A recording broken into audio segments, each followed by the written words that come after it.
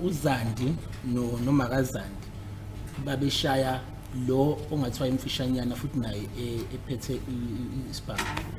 What I do remember is that Senzo as well as Tumelo, they were the ones that were involved in the scuffle with these two gentlemen. And then Zandi, as well as Zandi's mother, were now assaulting this one gentleman, the short one that was carrying the firearm. Just a minute.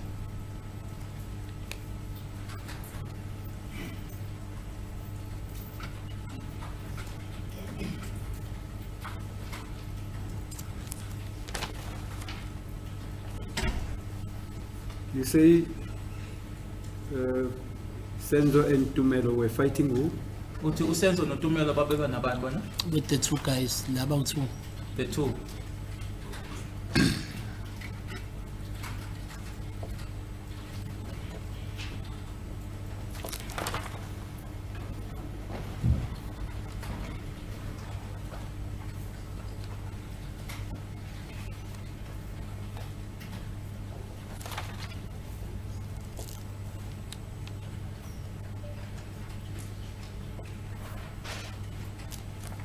Yes.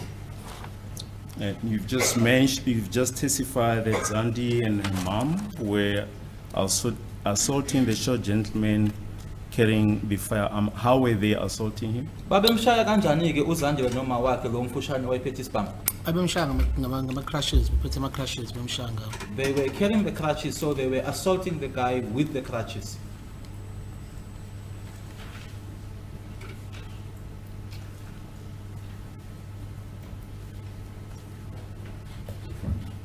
Yes. And just for the record, where do the crutches originate from? Amakrachi ebebuya kuphi lawo? Ama-crashes kaTumelo. Tumelo's crutches. Is it the ones you, yesterday you showed us a space near a dustbin, saying that they were placed there? Yila uyakhumbula izolo ukhomba kunendawo ikhombayo la isithombeni uthi amakrachi ayeme lapha yila amakrachi lawo. Yebo kodwa i-dustbin. Yes, but it's, la muva kwe-heater udonga leli lincane.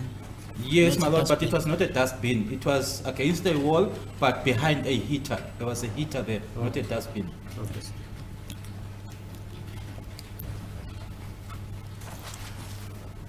Yes, you may proceed. Akuzange kuze kube ngathi isikhafu lesithatha isikhathi eside. Into eyenzeka fast to a point ukuthi Okay, qedela sorry. okay, into eyenzeka fast ngoba emva kwesikhatshana nje kwenzeke kube kunaleso scuffle kwase kuqhuma isibhamu. It's not a scuffle that took long. It's something that happened fast, and after that scuffle, a shot went off.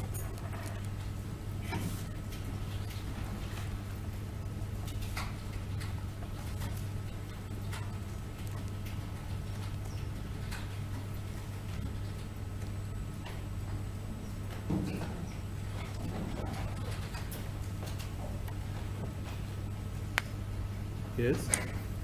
Yes. Are you able to tell this court as to where the shot went off? Ungasho ke ukuthi isibhamu leso sasiqhuma kuphi nendawo? Siyaqhuma khona kitchen. Right in the kitchen. Yes. Whereabouts in the kitchen? Kuphi nendawo e-kitchen. La kunescuffle khona ngaselokhu nje ngakusink. Where the scuffle was, close to the sink. Yes.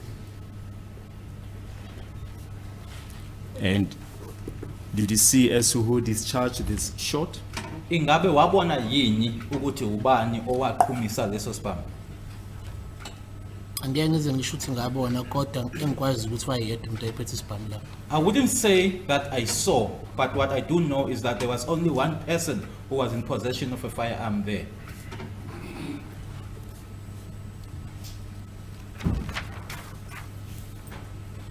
Yes, you may continue. Usuka ngiqhubeka. Emva kokuqhuma kwesibhamu ngacanga ngisathusa wonke umuntu and then ngabona ukuthi ngathi kuyahlukanwa. Sorry. After the shot went off, I would say that it had everyone shocked or everyone in shock, and then I could see that we were all now separating or going separate ways. Sorry, ngiphazamisa ngiqhubeka. ngoba ngisho umfana lo wayela eduze kwami naye wangena ngasithi wabala wangena ngasidining. Because, sitting room, sir. okay, even the boy that was next to me ran towards the sitting room. Who is that now? Ubani lo mfana lo? Christian. Christian.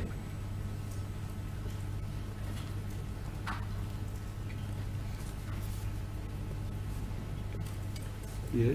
Yes, you may continue. Singaqhubeka. And where were you at that stage when the Ngangisa- shot was discharged? Ngangisakhona ngaphakathi kitchen. I was still inside the kitchen, sorry. No. I was still inside the kitchen.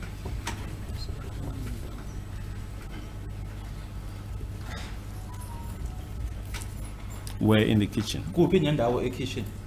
Ngingasho ukuthi ngasefridgini kodwa this side. I would say more towards the side of the fridge, not this side. Ukuthi akuveli kahle la isithombeni. It's just not appearing that well here on the picture, on the photo.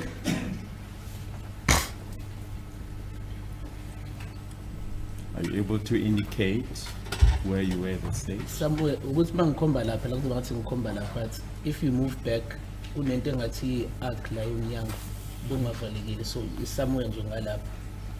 As I'm pointing now, it would be as if it is exactly where I'm pointing. But if you move closer to this side, there's something that's an opening that looks like an arc there. So that's where I was. If photo 64 can be shown to the witness.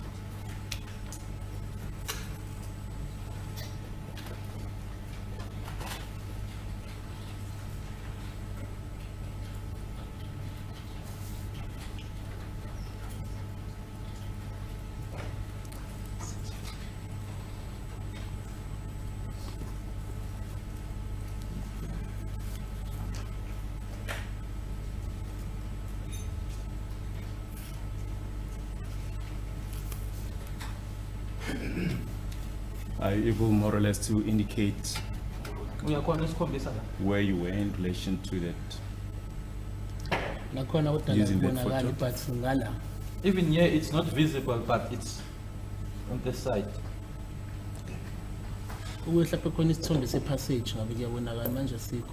If a corridor, or if one could see the corridor in this photo or on this photo, one would have been able to see.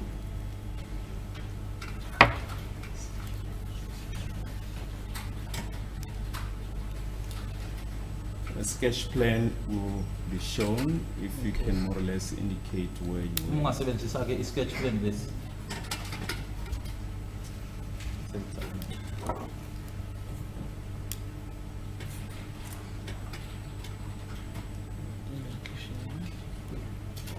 La.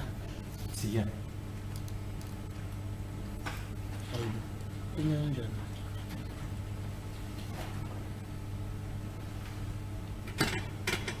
Oh, ila. It's here.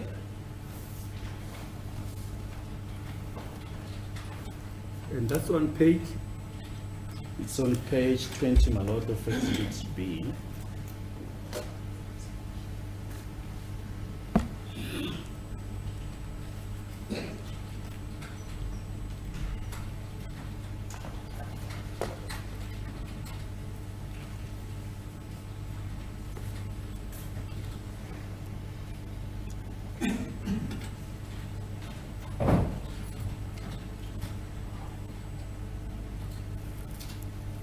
Yes, and how many shots were fired at that stage? It's back. One. One.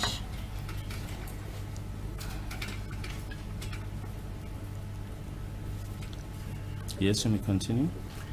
And then after i-gunshots njengoba ngisho ukuthi nami nje ngathuka kakhulu. I remember ukuthi kwavuleka umnyango lo.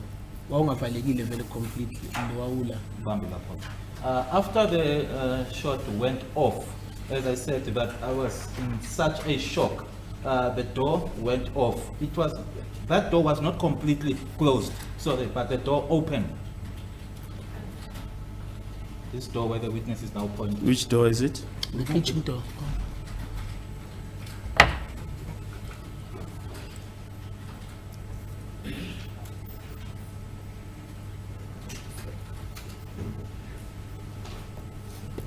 If you can go back to photo 15.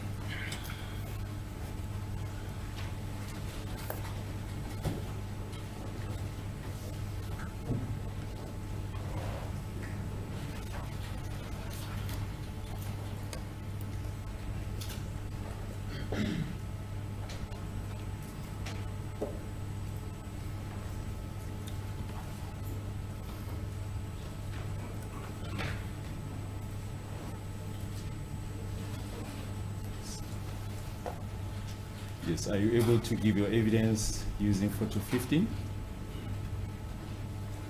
Loko kodwa kusho manje uma ungasebenzisa lesi sithombe lesi. Yebo. Yes.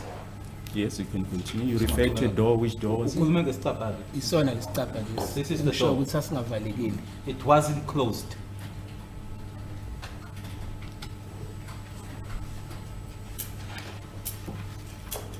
Yes. And you say it opened, what caused it to open? Nanjengoba uthi savuleka ke savulwa yini? Njengoba ngisho ukuthi sasingavalekile, mhlawumbe engingakusho ukuthi savuleka kakhulu. Ngesikhathi kuqeda kuqhumeka isibhamu, shothi nabo laba eseduze kwawo umnyango angazi mhlawumbe sibonisa lona ngoba mina ngaphuma ngaso. As I said that the door wasn't properly closed, and after the shot went off, those that were closer to the door, maybe they then opened it wider, because that's the same door that I used to get out.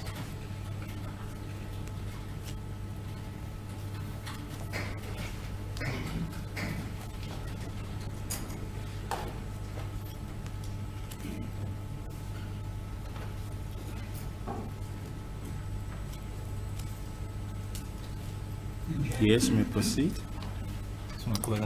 And mina ngikhumbulayo ukuthi mina ngaphuma ngomnyango ngibaleka. uSenzo ngiphambana naye eza ngakule side le fridge mina kodwa ngiphuma ngiyale emnyango. I ran out of the door. I went out of the door, but our path crossed, or I met with Senzo. Senzo was coming towards the side or the direction of the fridge, and I was going towards the door. Utebeza ngakwi fridge, I mean, yes.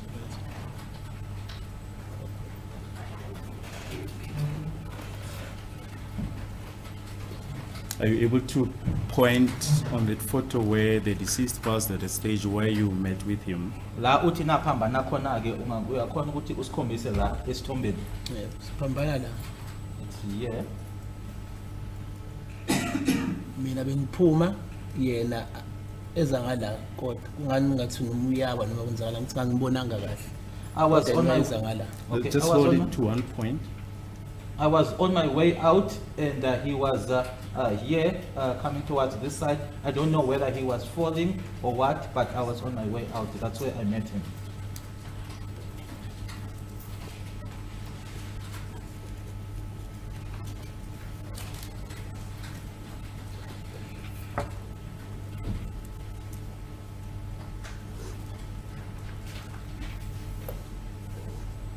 Can perhaps the exact place where the deceased was be put on record at that stage? The place that has been indicated. You should put it, it's not your need to put it. I'm just interpreting what Right, the witness is saying. just put- Oh, come. La. That's where the witness is pointing.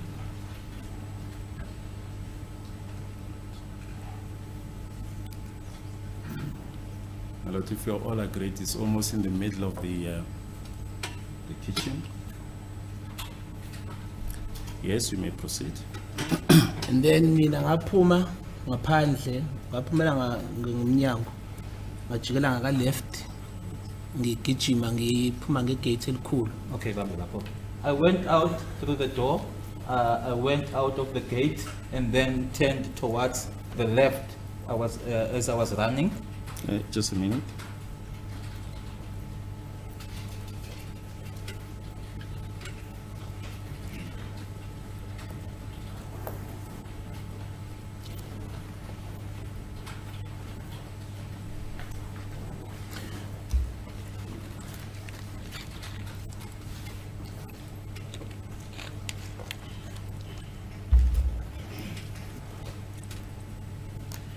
If we can refer you to Exhibit B.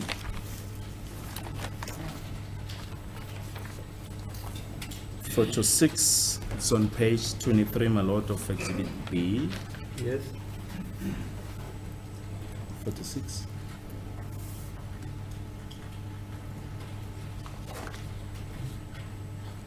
Yes. Yes, can you just try and retrace your steps there and indicate how you left the house. Uma ungaphinda ke lokuqeda ukusho ke manje usichazeleke ukuthi waphuma kanjani endlini. Ngaphuma la kulo mnyango. I went out of this door. Ngeza ngala. I came towards ngala. Okay, ungajabu. And I came towards this side. And then la I might have had gunshot yesibili. Okay. Ngesikhathi ngiphuma. Ibambe lapho ke la uthi khona. Wawuphi? Ibambe lapho. Ngala Yes. somewhere la. Here, that's where I might have or I heard a second gunshot. But why is that? You might have. Might. Okay. I might have heard a second gunshot when I was there.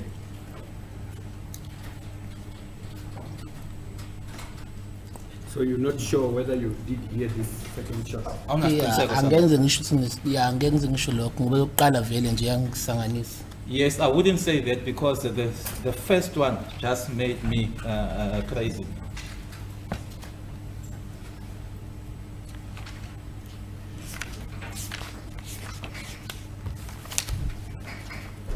Yes, you may proceed. Ungaqhubeka. And then lo wesibili ngoba ngesikhathi ngiphuma ngigijima ngiphuma la ngiphuma estate. Lo wesibili uyena wangaphuma naye ngijaha. Okay.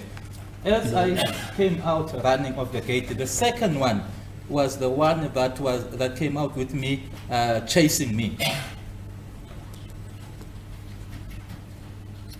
And just for record purposes, who is this second person? The second guy lo wesibili owayengene endlini ngathi modi. It's the second guy that came into the house that looked tall.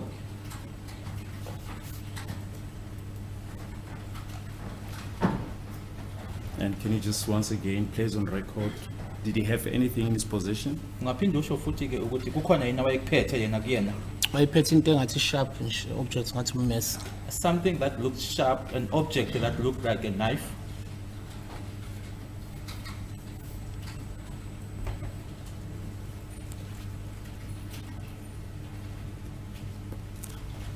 Was it more chasing after you or running behind you? Ingabe umuntu owayekujimisa nje kusukela wena noma naye wayebaleka nje emuva kwakho. Ukuthi ngeke ngize ngazi ke ngoba ngathi mase ngiphumile sengijombela ka next door. Naka next door wangilandela kancane. I wouldn't know my lord. Kodwa ngajomba fast ngangena ka next door. Okay. Kanti vena next door sebeya ngathi baba khona umuntu khona wayiphuma. I wouldn't know my lord because even when I ran to the next door neighbors and I jumped there, he was still following me a little bit. But then when I jumped into that onto those premises, there was a gentleman that was coming out of the house. Yes.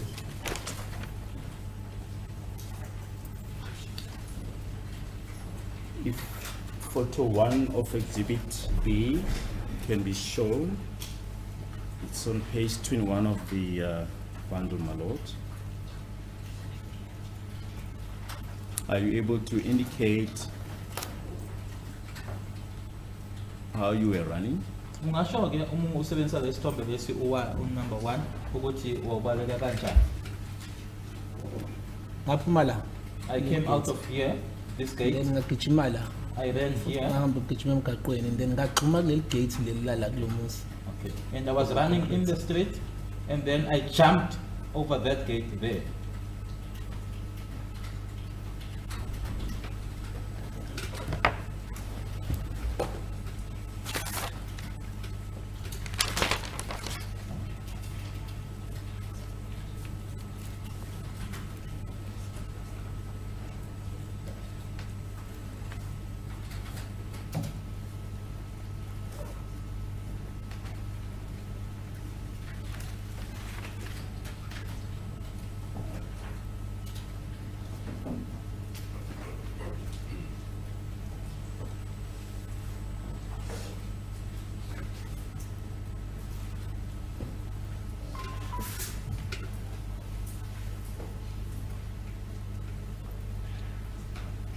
Yes, you may proceed. Okay, and then after ngisajumpe la kuleli gate ngisathukile lo owesibili lo ngimsho wehla ngomgaqo lo.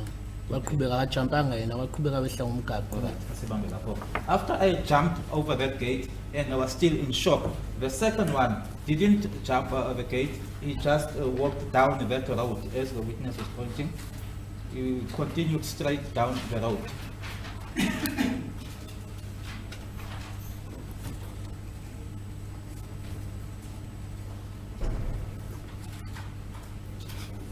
Yes, you may And proceed. then ngathi kusakanjalo ngiya ngasekitchen la kulomuzi lo kanti kuzophuma I think angisakhumbula ukuthi ubani waphuma kuqala umfana wakhona or ubaba wakhona basi kakhona ubaba wakhona nomfana.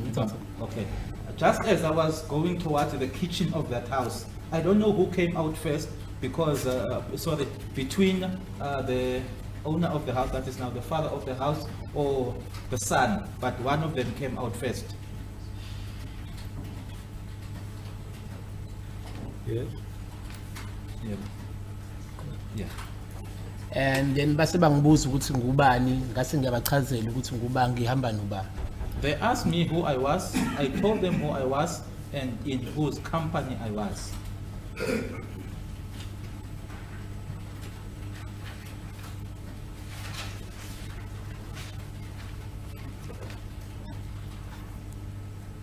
Yes. Yes, you may proceed. Emva kwesikhashana nje sincane ngikade ngisitshela bona singase kitchen la khona umnyango wakhona ngathi ngingena ngaphakathi kancane. Sezwa sekumenyezwa like kunama screams enzakalayo. Ngikhumbula ukuthi notice sana makaphuma makakheli yini. Okay. After a little while, whilst I was still with them and talking to them, we then heard screams and Kelly's mother came. Yeah, We heard screams and then Kelly's mother also came out.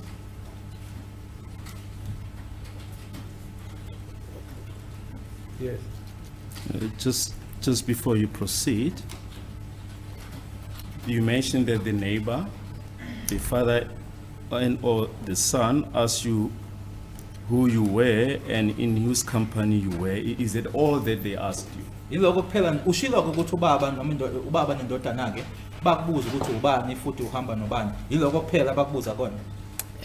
Bangibuza lokho and then mina ngase ngabatshela ukuthi ngubani wakabani ukuthi ngifike ngihamba nobani la. Ngase ngabathi ukuthi angisathi ngangibeke kanjani but ngasho ukuthi basibamba inkunzi. Ngisakuthi ngangibeke kanjani kodwa ngathi bayasibamba. I just don't know the manner in which I put it, but they asked me who I was, with who I was, and then I told them and as to how I came there, and I also informed them that they were being, in other words, there was a robbery. They were robbing us, but I just don't know in the manner in which I stated it. Should I say the sequence? Yeah.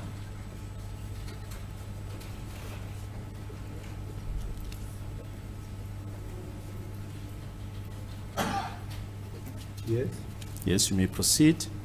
And then njengoba ngisho ukuthi akuse khona umama laba bakhalayo lapha endlini. Emva kwesikhathi sase siyajumpela sisibela ngaphakathi sesibuya nalabo abanye bakamakhelwane. And as I say that there were then these screams, and then we then, after a while, we jumped to the other side and together with the neighbors. If you say you jump to the other side, what do you mean? Uma uthi nase ni najumpela Sajumpela kaMakakheli. to Kelly's mother's house.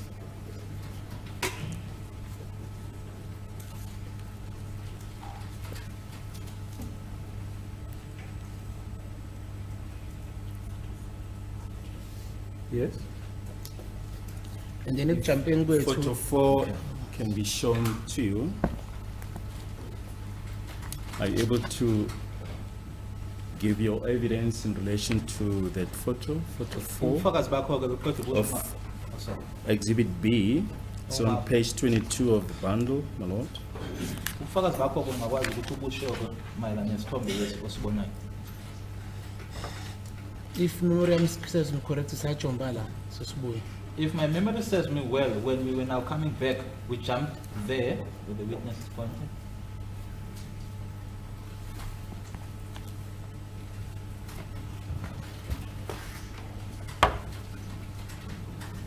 Yes.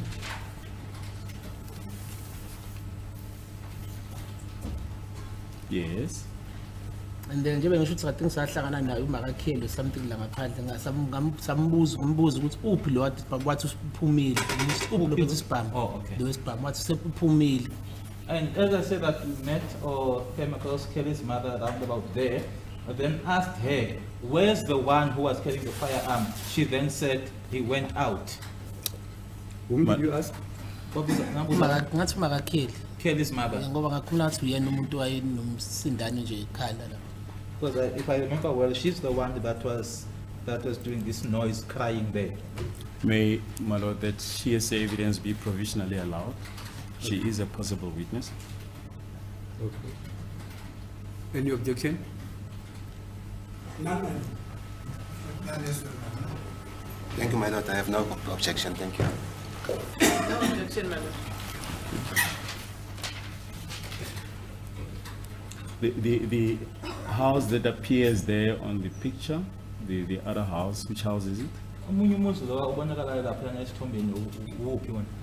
Ulo muzi waka next door lo oqala engaqhumela kubona or engasibona bokuqala basisiza. It's the neighbor's house, I would say, where I jumped to, and the first neighbors that assisted us. Are you able to indicate on that photo where you saw Kelly's mother? Uyakhona yini ukuthi kulesi sithombe usho noma ukhombe ukuthi ikuphi la wabona khona noma wabona khona noma nabona khona uma kaKelly? Cha ngeke ngize ngisho kodwa ingaphandle. No, I won't be able to say, but it was outside. Thank you. You may proceed. And then after lokho sase siyangena ngaphakathi with the guy lo mfana ka next door. And then ngaphakathi sase masingena nje ngase kitchen siya towards the sitting room ila ngakubona khona uSenzo ke elele phansi. We then entered the house, myself and the guy or the boy from next door. And as we entered the house now to the kitchen towards the sitting room, that's where I saw Senzo lying down.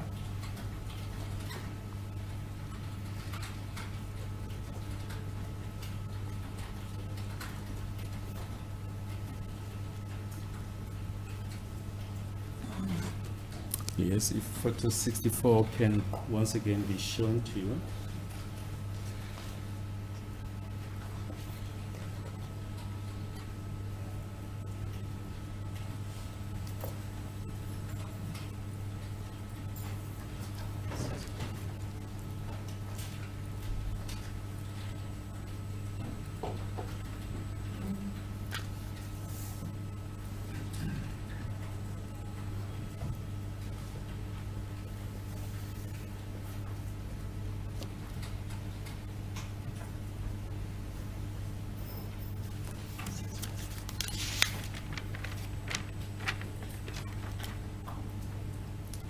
Thank you. Are you able to give your evidence using that photo as to where you saw the deceased lying?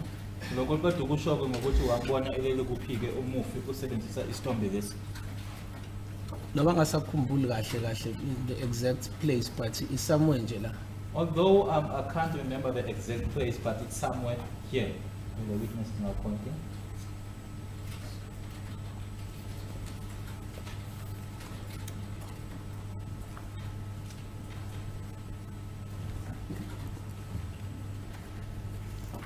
Yes, you may proceed.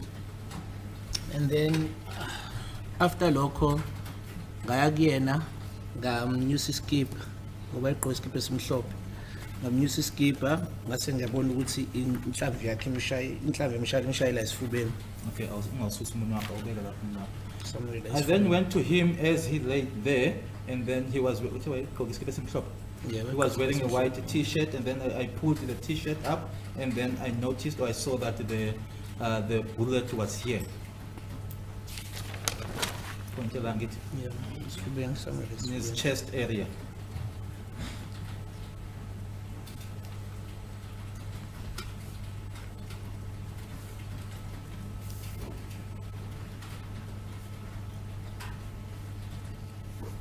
Yes, what did you see there in the chest area? Khona lapha esifubeni wabonani? Into eyimbokwane. Something that's a hole.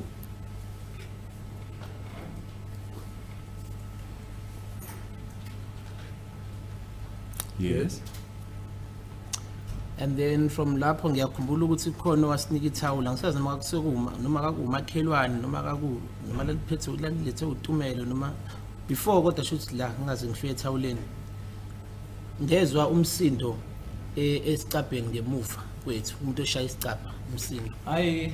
The witness was telling about the towel, but then he says before he gets to the towel, I heard a noise from the door, someone banging or hitting the door.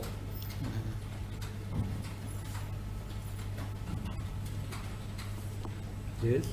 Yebo. And then mangibuza ukuthi uba loyo ngibuza ukuthi ba lo lapha eminyango ba lo shaya umnyango uTumelo waswaphendula wathi mina Mthoko ngivulele.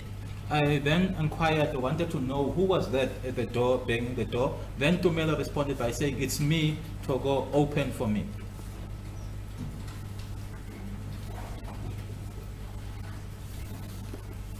Yes. Yes. And then ngathi ngazama umvulela ihandle yayingavuli. As I tried to open for him, but the handle wouldn't open.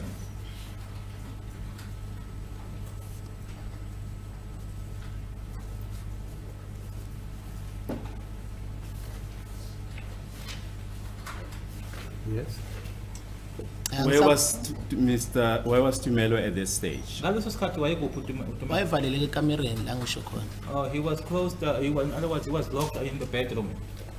You mean who? Tumelo. uTumelo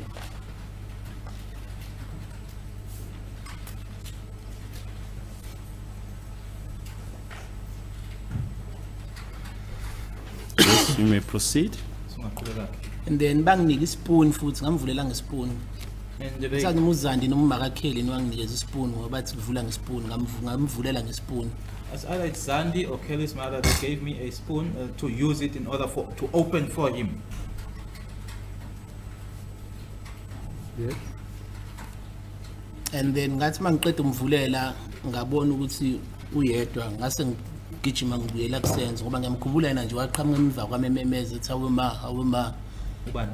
uTumelo ngoba ngamvulela ngase ngabona ukuthi uyedwa ngabuyela kusenzo mina la dele khona. I opened for him, and then I noticed that he was alone, and then I rushed back to Senzo, and he was running behind me saying, oh my, oh my.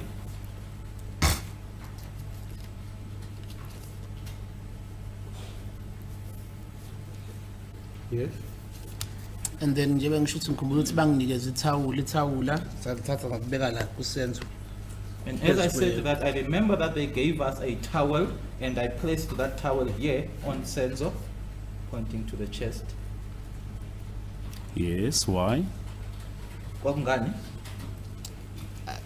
Ngazi kunjalo ngazi kanjalo. That's how I know it. Ngithulwe ngiye ngibone babeka ithawula. When someone has been shot or had Or been maybe shot, something. I would see them placing a towel or something. You mentioned earlier on that he had a bullet hole in the chest. What was the condition of that hole? Ushiwa ke ngaphambilini ukuthi wayenembobo noma kungathi imbobo ke isimo saleyo mbobo leyo noma saloko sasinjani kwakukanjani ushilo ukuthi wabona imbobo kodwa isifo sakhona sikanjani As in yayibleed ngeliphuma igazi. referring to whether it was bleeding, was there Yes. blood oozing out? Laliphuma igazi ngoba lalikhona ethawuleni. Yes, there was blood oozing out because it was on the towel.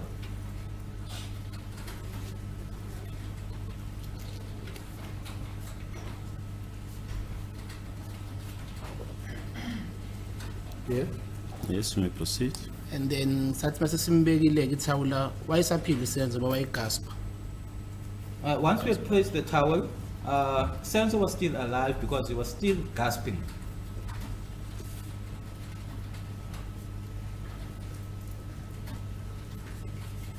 Yes. Yes.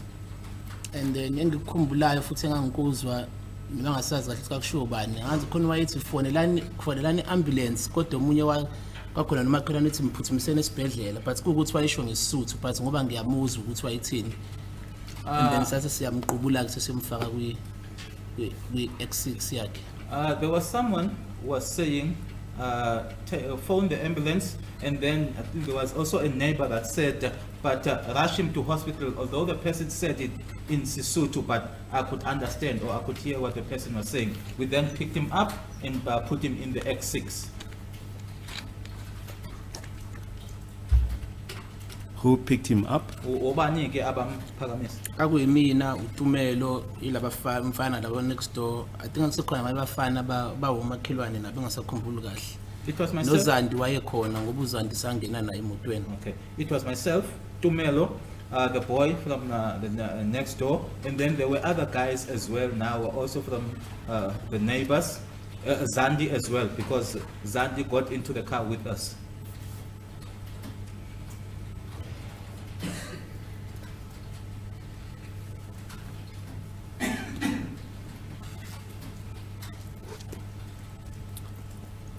And where was the vehicle at this stage, the X6? Ngaleso sikhathi leso ke i-X6 yayikuphi nendawo? Ngaphandle phezu kwegate ipake la ivele ipake khona isikhathi ufika. Outside, next to the gate, it was parked where it had been originally parked when it arrived. Okay, if photo 3 and 4 can be shown.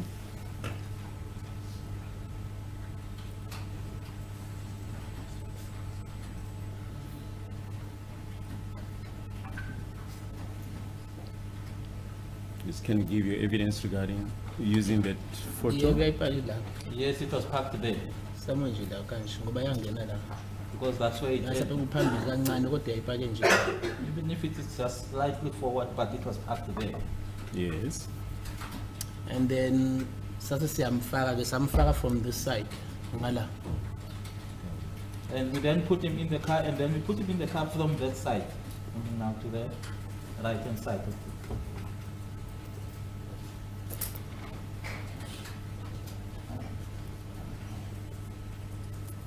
Yes. Kwangena mina kuqala emotweni. Ngangena naye Senzo. I was the first one to go inside the car, and I went into the car with him, Senzo.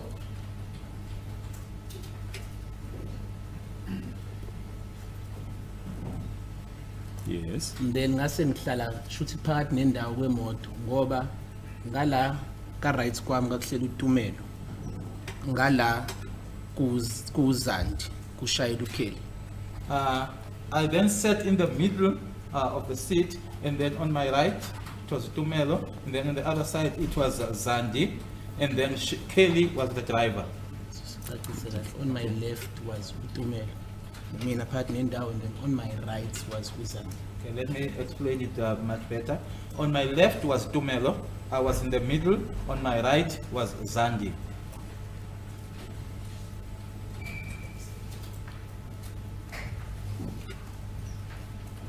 Was it on the back seat?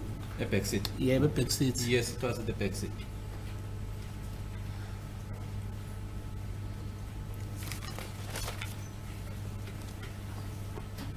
Yes. Who was on the right? Uthi right kwakubani? KakuZandi. Zandi. uZandi engaka right ngaseyinyaweni zaSenzo. Mase ukuthi umzimba kaSenzo wonke la phakathi nendawo wawula phezulu kwami. Ikhanda ngilibambele ngalanga kuTumelo, sibambe ngalanga kuTumelo. Okay. Zandi was on the right, my lord. Senzo's feet, in other words, were on Zandi's side, and then Senzo's entire body was on my lap, and then the head, I held the head like this on the side on which Tumelo was.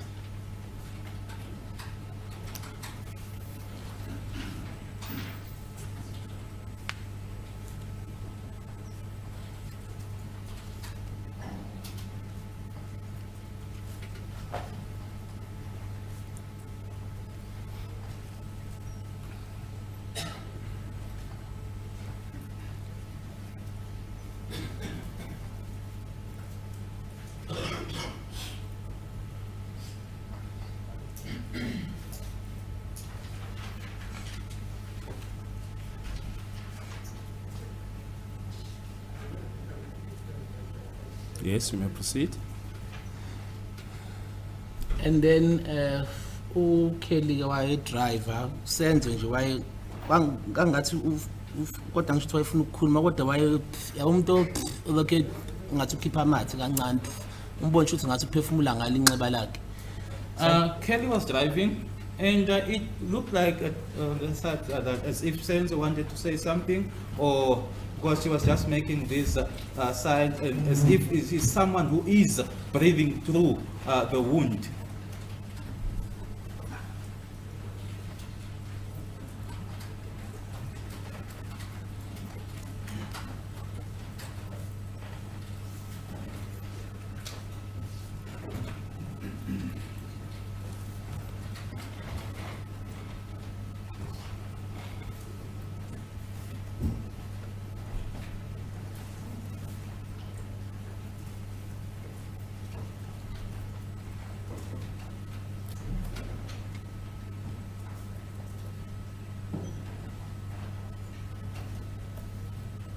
Yes, in total, how many were you in the vehicle?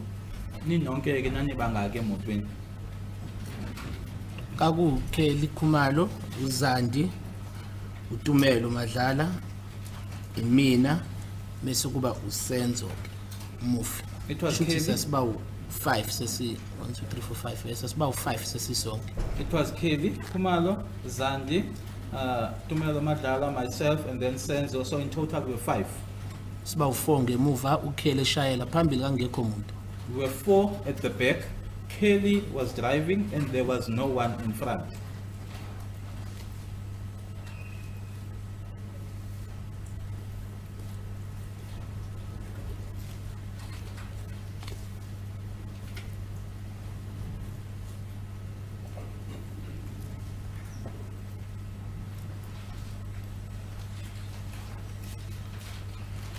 Yes. Yes, you may proceed.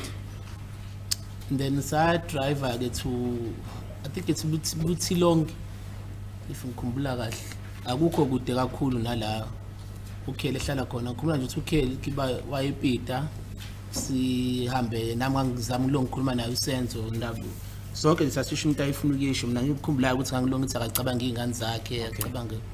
We then drove, I think it's Butilong, if I remember correctly, and it wasn't far from where Kelly was staying, and Kelly was speeding, and we were all just saying something to Senzo, and what I said to him was for him to think of his children or think about his children.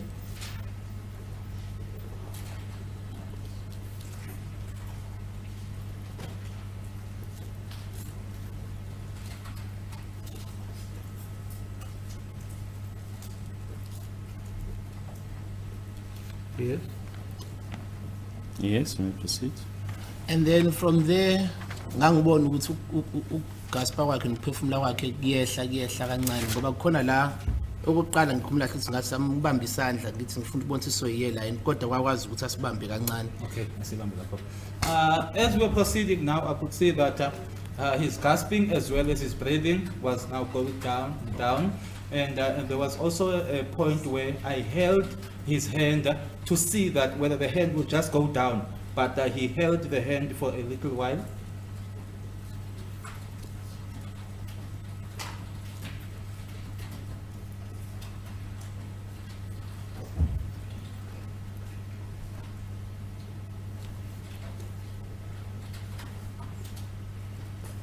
Yes. And then from lapho ke sasifika lapho ke ngizothini emergency entrance ya lapho lesasibhedlela leclinic esasekuyona baphuma bonke beyofuna usizo mina ngaqhubeka ngasala nayo Senzo emotweni. Okay, from there we then arrived, I would say, at the emergency section or side of the clinic or the hospital where we were. They then all went out to go and ask or look for help. I then remained behind with Senzo in the vehicle.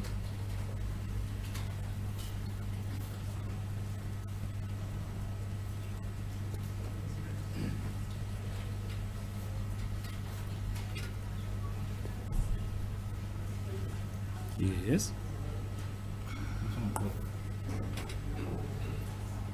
And then from lapho njengoba ngisho ukuthi ngasala naye yilo ngimkhulumisa yena wayengasa respond kakhulu. From there, as I said, that I remained behind with him and I was speaking to him. He was now not responding much. When you say he was not responding much, from the start, when you left the house of Kelly's mother, were there instances where he was responding? I'm not going to say responding ngokukhuluma but angithi umuntu umbone ukuthi mhlawumbe uyalimala njengoba ngisho ukuthi wayesagaspa amehla akhe ayisavulekile isandla sakhe ngekhona la ngasibamba khona ngabona ukuthi asehli sonke but ngithe mase ngifika la emergency room sesisibamba isandla sasesizehlela nje. Not by responding, not in terms of him talking or speaking, my lord, but as I mentioned that as we left there, I could see that the eyes were open and he was gasping, and at the point where I held the hand and then the hand didn't go down immediately. But when we got to the emergency section, and I held the hand just went down. Yes. So could please, my lord, would this be the appropriate time to take a short adjournment?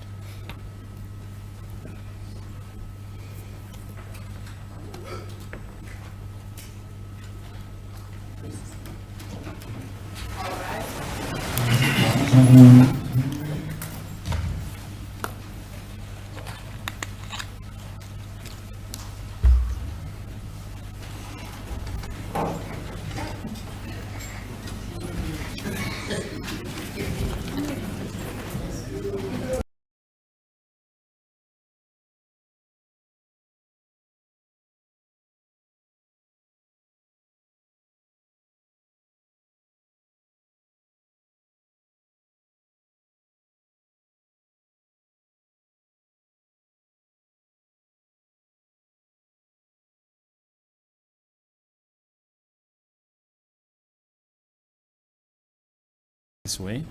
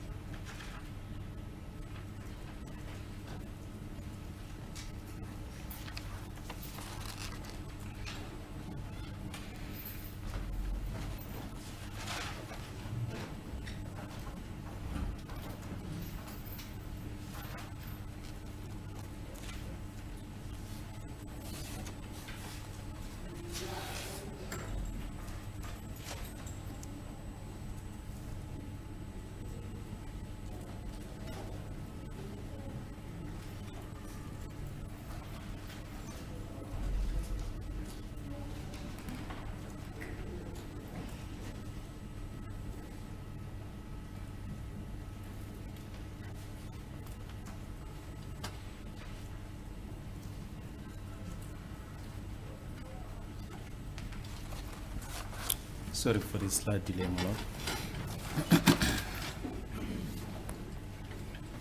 Mr. Twala, you still allow? Sengaphansi kwakho so-ke bese sifunga ukusithathile, guess. Yeah. Yes, you may continue from where you left off. You were explaining the scene as you arrived there at the hospital, that you left with the deceased, and what you noticed regarding the deceased. You may continue from there. Ungaqhubeka-ke la ugcine khona. Okay, ngibe ngisho ukuthi mase sifika lapha kwi-emergency entrance baphumile bona, mina ngaqhubeka ngasala nayo Senzo. As I had already said, that when we arrived at the emergency, they all went out and I stayed behind with Senzo. And then babuya sebebuya ne-stretcher, babuya ne-wheelchair qala sobe stretcher, but ngafuna ukuthi nje sagcine simkhiphe emotweni samfaka kwi-stretcher. Baqale babuya ne-wheelchair. I think so, yeah. if Okay. ngikhumbula They then came back. They first came back with a wheelchair, but at the end we ended up putting him on a stretcher. kakhona o-nurse engibakhumbulayo ngathi makakhona udokotela yini. There were nurses that I can recall. Also think that there was also a doctor. And then bamurasha bamphuthumisa ngaphakathi-ke la kwenziwa khona surgery or whatever. They rushed him inside where they performing surgery.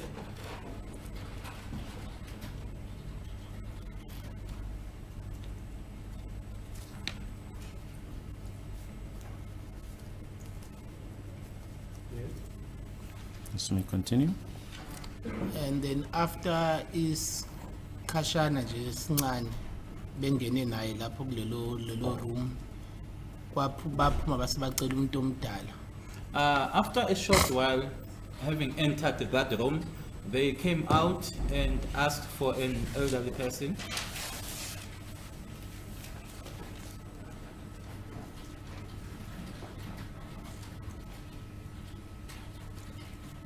Yes. Umina angazi indaba but ngangitshe mhlawumbe khona imali efunakalayo ukuthi ikhokhwe or something before angazi nami ngicabangiswa yini lokho ngangacabanga ukuthi la muntu bathi useshiba mfuna into omdala bafuna useshokela ngoba ngikhumbula kuyimina engitshena udokotela ngathi hayi mina engikhona engiclose kakhulu nabantu abala. To me, my lord, I don't know why I had that thought. I thought maybe that there would be some money that would be needed before they can do anything to him. That's why I then said that I'm the one who's here that is very close to him.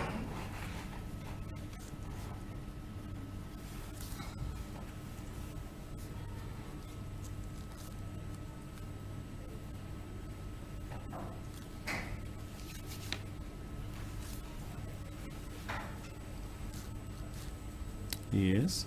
Yebo. And yeah ngisho ukuthi mina nje mhlawumbe khona imali abafuna ukuyikhokha ngangithi mhlawumbe ngizoyikhokha ukuthi baqhubeke but ngabona bathi cha bafuna ba-insist ukuthi bafuna umuntu omdala and then Okay, qhubeka, sorry.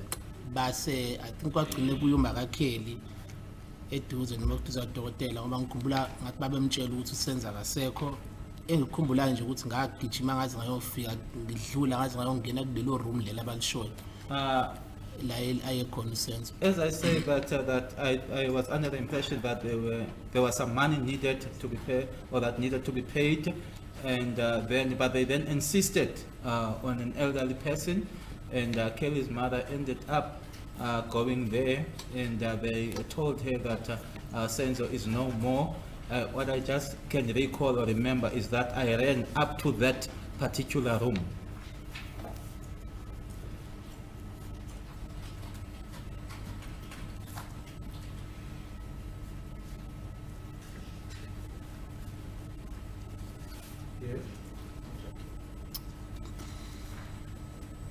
Yes, you may proceed.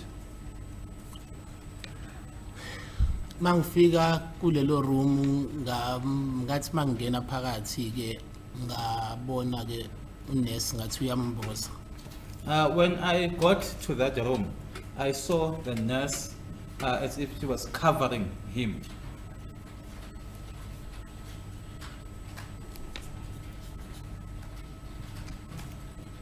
Yes. Ngiyakhumbula ukuthi ngamvula I remember. Okay, sorry. baphinda unesi wamvala khona la ngithi ngiyamthinta khona ngiyamshake unesi wathi I opened him, but then the nurse covered him again. There was an instant where I was like shaking him, and then the nurse what did he? bathi ngiyeke Then the nurse told me to leave him. What did they close him into? I think angathi sheet limhlophe. It looked like a white sheet.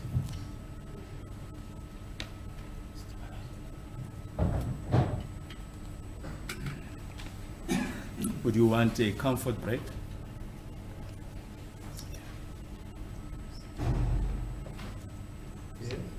Yes, you may proceed. And then from there saya ngase reception ngafike ngacela ukucharger ifoni ku reception area ko nurse lapha base bangitshela bathi ngakhona ukuthi bangichargisa ngase ngacharge ifoni ukuthi ifoni izokwazi ukuthi one. I then we went to the reception area. There I requested, I think there were nurses there. I requested them to have my phone charged, and then they allowed me. So I charged the phone so that it could be on or switch on. Yes. And then ngiyakhumbula kunalasa uma saphuma ngiyothenga i-airtime egarage. I remember there's a point where we went out to go and buy airtime at the filling station. Kune garage nje liseduze nakhona lapho. There's a filling, or there was a filling station close by.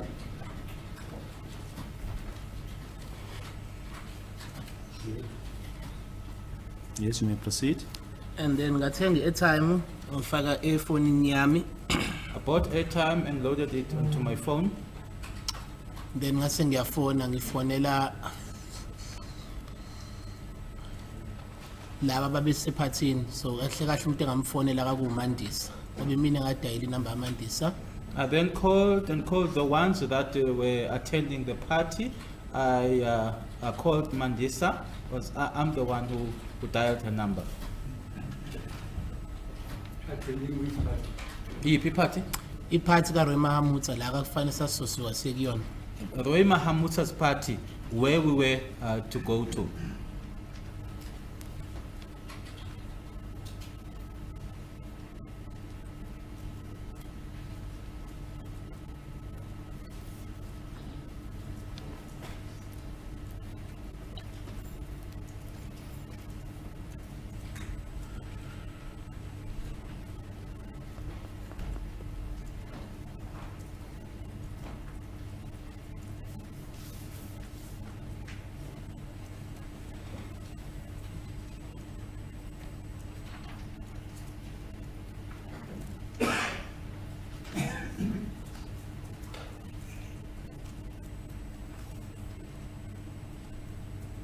Yes, you may proceed. And then ngathi ngisafuna ukukhuluma ke naye uMandisa kusho ukuthi kangakhulumeki. I wanted to speak to Mandisa, but it was just not. I was just not able to talk to her. Ngikhumbula ukuthi ifoni yami yavele athathwa uKelly. I remember that Kelly took my phone. Saringa, and then uMandisa mayethi hello, uKelly ngala wathi hello naye.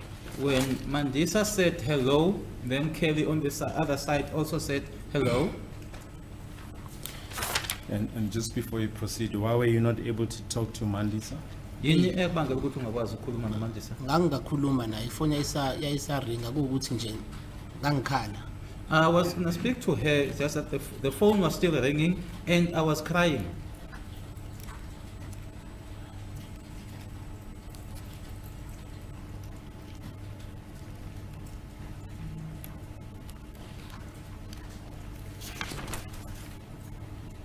Yes, you may proceed. And then uma ushuthi uMandisa ngoba yazi phela ukuthi mina ngimfonelayo shuthi wayitshela ukukhuluma nami. Mandisa, because she knew that I'm the one phoning her, so she was under the impression of telling herself that she was talking to me. And then uKelly shuthi ngathi washo ukuthi mase ngisho uMandisa mase ngichaza lendlela asho ngayo wase washo ukuthi haya uyena cela beze la esibhedlela shuthi wamtshela ukuthi uKelly lo ngicela enze la esibhedlela uSenzo uselimalile. According to how Mandisa then told me that Yeah. Kelly told her that it's her and that she was asking them to come to the hospital, that Senzo had been shot.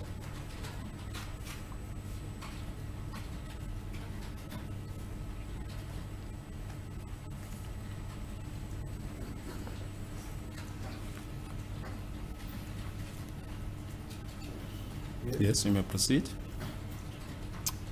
In Mandisa's response ke obviously ukuthi ngeke ngikwazi ukusho la enkantolo, but waphendula indlela aphendula ngayo ngamuzwa ngathi uyakhala kwadropheka ifoni ngamphucukela ifoni ngase ngiphinde ngiyafona futhi mina. Okay, don't do that. Okay. In Mandisa's response, it's just that I'm not in a position to mention or to say it here in court. That I heard that she was crying, and then the phone dropped, or she dropped the phone. I then took my phone from Kelly and called her again.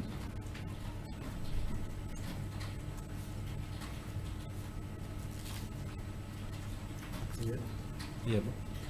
And then ngathi sengifona ifoni yaphendulwa yagcina iphendula umngani kaMandisa nami ngimjwayela uBlom. Ekuphenduleni kwaBlom sibizana ngoscheme naye. Ngikhumbula nje ethi scheme yini kwenze njani, and then ngase ngamtshela ngathi thathana uMandisa nalabanye nize ebuthilonke. Then when I called, the Mandisa's phone was then answered by Mandisa's friend, who I know as Blom, and we refer to each other as Scheme. She then, Scheme then said to me, "What Scheme? What is happening?" I then said, take Mandisa and come to Butilong Hospital.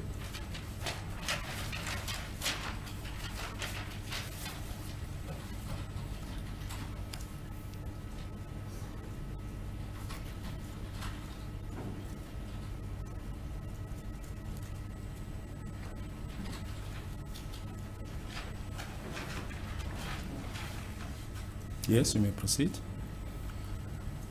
And then baphinde bangifonela futhi angisakhumbula ukuthi kaku baphinde bangifonela futhi ngabatshela ukuthi oba siba uBlom yes ngakhuluma noBlom futhi ngamtshela ngathi Blom babengakhola bona ukuthi ukontenza kalile kusenza ngazi bona ukuba beyitshela ukuthi kwenzakalani ngaba Blom spoke to me again. They just couldn't believe that something had happened to Senzo.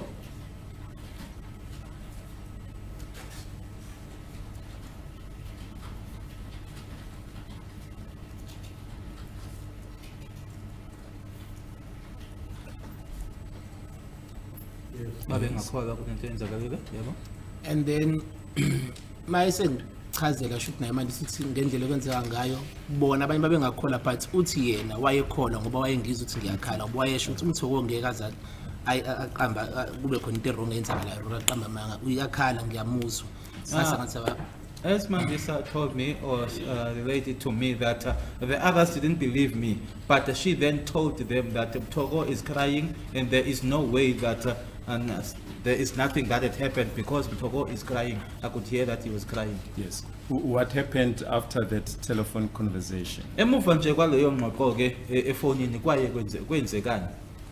Sabuyela sangena sasesibhedlela sangena esibhedlela and then after nje mhlambe uma 15 minutes uthi akuseqala ke sekugcwala ne media sekufika ukuthi angazi ukuthi media izwe ka fast kanjani but sekugcwala ne media sekukhona nabantu ababesuka kuma local shisanyama lapha khona babezwile. Okay. We then went inside the hospital and after a while, about 15 minutes, it was now getting packed or full inside the hospital. The media also, I don't know how the media heard about it. There were people from the local Chisanyamas who also came there.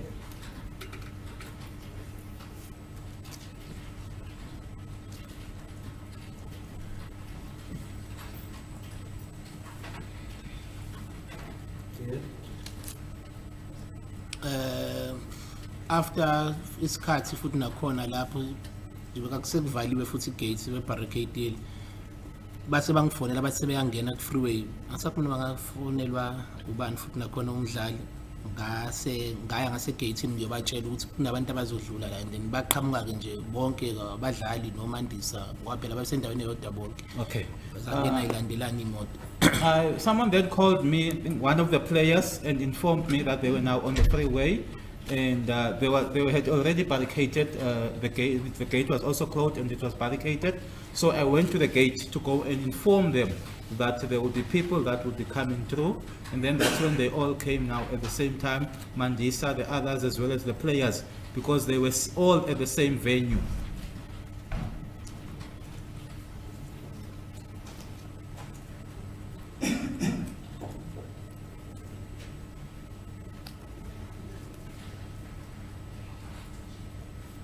Yes. You may proceed.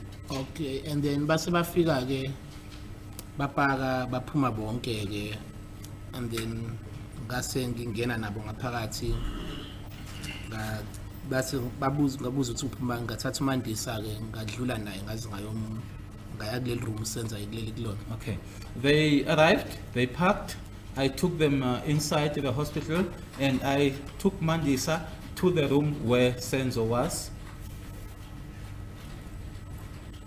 Yes.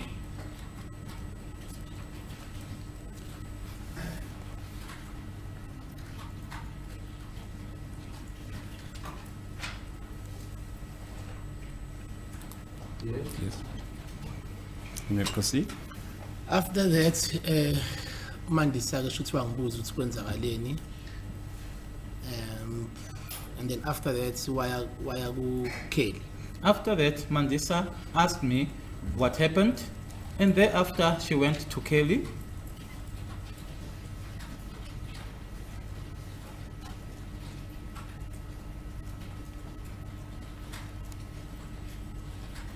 Yes.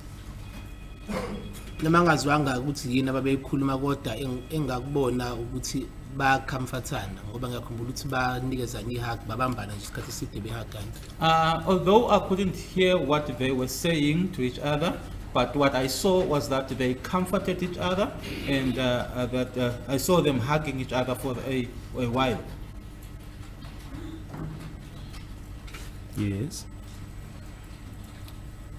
Ukhona ke nokunye okwenzeka ke ukuxatshanwa ke khona la xatshwana ke kwakhona babekana nezandla but ke ukuthi nami ngangi on the other side but ngangibuka from kude lokho kwakwenzeka. There's something else that also happened there, arguments, fights, others assaulting each other, but I was seeing that from the other side because I was from a distance. Now, between whom were the arguments and the fights? Ukuba lokhu ke ukuxabana kwakuphakathi kobani nobani. Kaku uKelly angazi sikakubani ke la abanye osisi. It was Kelly. I don't know who the other ladies were.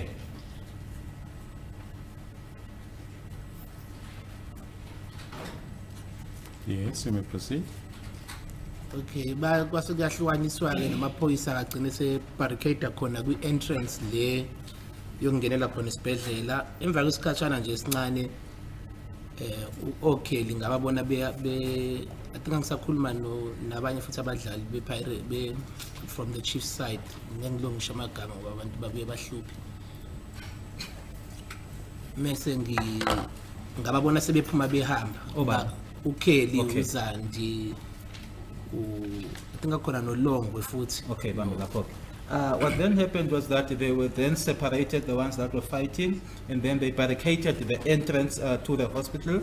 And I was still talking to some other cheese players. I won't mention names because people get to be troublesome or to bother. And then Kelly, Longwe, and Zandi, I then saw them leaving.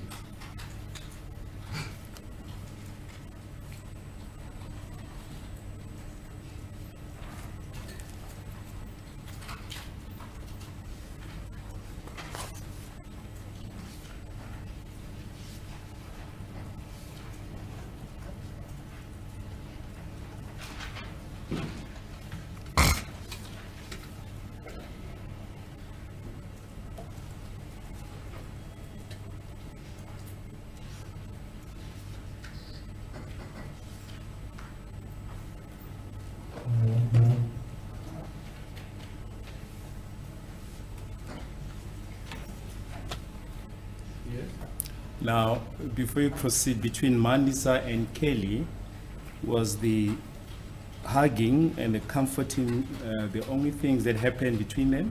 Phakathi kukaMandisa noKelly ucomfortana nokhagana ukuphela kwento oyenzeka phakathi kwabo babili. Yebo. Yes. Phela kwabo ngoba lokho engikushoyo kokuxatshana nokushaba kwakhe uKelly uMandisa wayengala nami wayengekho lapho. Yes, that's the only thing that happened between them because the assault, the fight, the assault on Kelly as well as the fights, Mandisa was not there. She was here with me.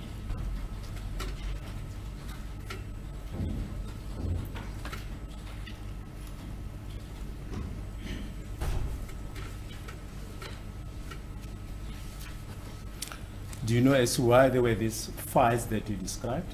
Uyazi ukuthi kwakungani kube khona the fight leyo okhuluma ngayo?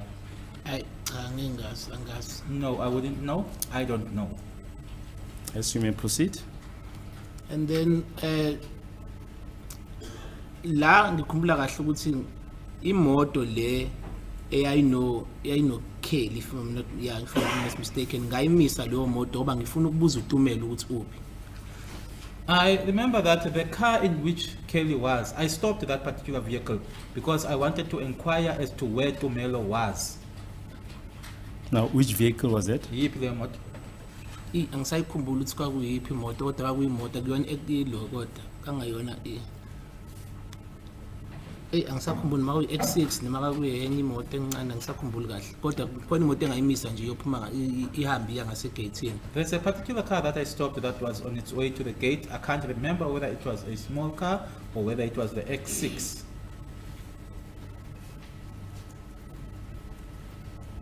Yes. and then ngamthola kuTumelo ngambuza ukuthi uyapi ngathi asambi uzolala ekhaya ngathi mina sambi ngoba phela obviously umuntu shothi befimini umuntu ngimazi ukuthi ufike ngayo uSenzo akasekho ngathi mina sambi solala ekhaya wa insister kwathi hayi uzohamba no Kelly. I found Tumelo. I then asked him where he was going. I told him that he must come and go, or he must come with me to sleep at my home because the person to whom that he had visited here, Senzo, is no more. But he then insisted that he was going to go with Kelly.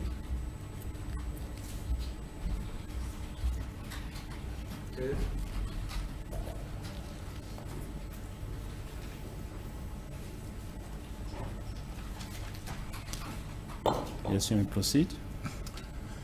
Okay, uTumelo wahamba ke kanjalo nabo ke waya khona I think kwa eMalbertini mase ngithola kahle story and then mina ngaqhubeka ngahlala up until kwaze kwaba late nje ekuse ngeintatha la uSenzo wayesethathwa khona imoto lezomusa emoshwari. That's how then Tumelo left with them. I then stayed there until the early hours of the morning, up until the time when Senzo was taken by the mortuary vehicle.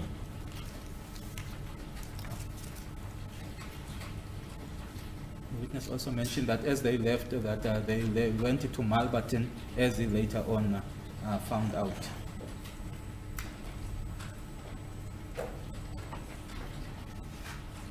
You say what about Malberton? The witness mentioned, my lord, that as Tumelo and Kelly left, they went to Malberton, as he found out later. But thanks. But you yourself, you don't have personal knowledge of where they went to upon leaving the hospital. No, ngazi. No, I don't know. Yes, you may proceed. Okay, mina ngagoduka ngahamba no kwasekufika abangani bami laseKatlehonge. So ngahamba nomunye umngani nami uPrince, which is childhood friend yami ngasekhaya eKatlehonge. So wafika ngalando yena. I went home with a childhood friend of mine, Prince, from Katlehong, so I went home with him.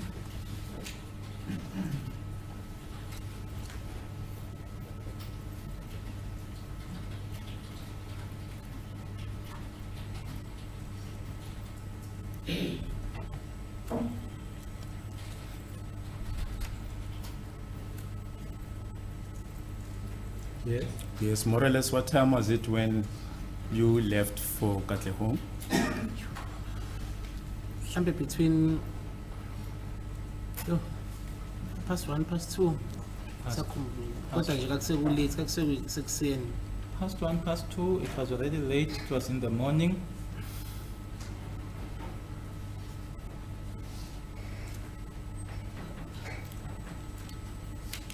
Yes, you may proceed.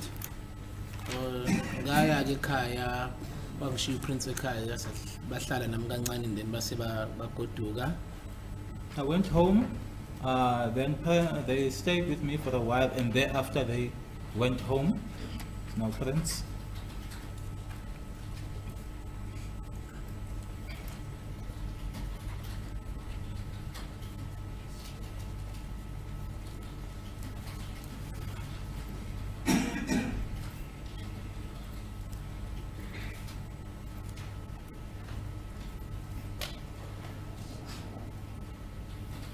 Yes.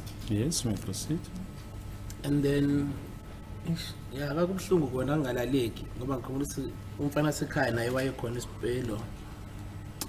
esibhedlela waze wageza phambi kwami yongena u6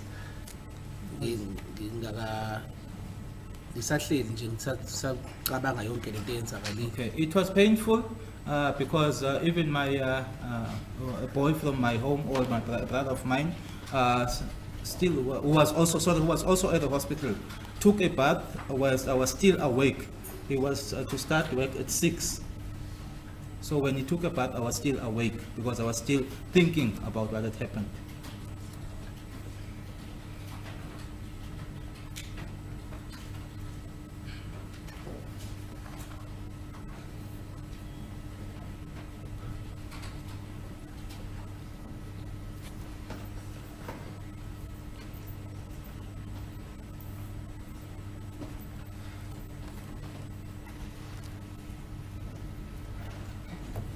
Yes, you may proceed. And then okay ngazama ukulala mhlawumbe for like 2 hours ekuseni kwafika base kufika omakhelwane sekufika nabangani bami abanye bonke befika ekhaya bezongibheka ababe sebezwile ukuthi yini ngangikhona. I tried to sleep for about 2 hours, but then my friends, neighbors came to my home. Those who had heard that I was there. Yes. And then okay sa babefika nje bengisho up until kwafika nabanye futhi ababehlala naye uSenzo abaseBatlu nabanye babesebenza naye. Others also arrived who were staying with Senzo in Bakru. Others were also working with him. Yes, and what happened eventually? Did you spend the whole day at your house, or what was the position? No, it's been lapho. And then ngase ngathathwa ngemoto yomunye wabadlali ngisho ukuthi ngeke ngize ngimention ngoba abantu bayahlupha bazwa kuyena. Wangihambisa to wangidriver ngafonela usisika Senzo uqala. Sisika Senzo wangifuna wangibuza ID ka Senzo. I was first contacted by Senzo's sister. She was inquiring about Senzo's ID. Nhlanhla wangifonela. Nhlanhla is the one who called me. And then ngamtshela ukuthi angiyazi nami ukuthi kuphi but indaba sasicela ngizama ukuyibheka ukuze uzokwazi ukuthi uqhubeke umsebenzi ka Senzo ngibheke ukuthi kuphi. I wanted to know as to I said I'll check for the ID. I don't know where it is. She then begged me to look for it so as to that they will be able to proceed with Senzo's work. Yes. And that was when ke ngasase ngiyasuka ngayo ke leyo moto yalo muntu saya FFPLUS kuqala. That's when I was then taken by that particular person's car. We then first went to FFPLUS. And then Where in FFPLUS? ka endlini kaMakakheli. Kelly's mother's house. Ngangifuna uKelly kahle kahle. Because I was actually looking for Kelly.